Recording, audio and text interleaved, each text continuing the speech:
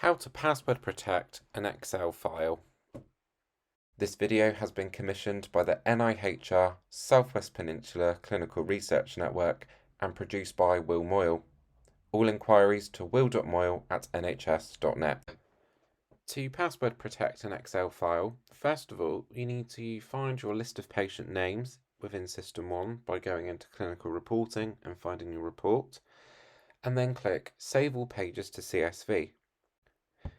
This will then open the list of patients in an Excel file.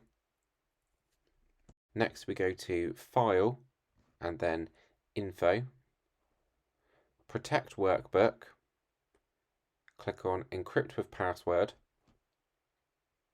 enter your secure password and click OK, and re-enter this password again and click OK. Then go to Save As and Browse and save the workbook in a secure location.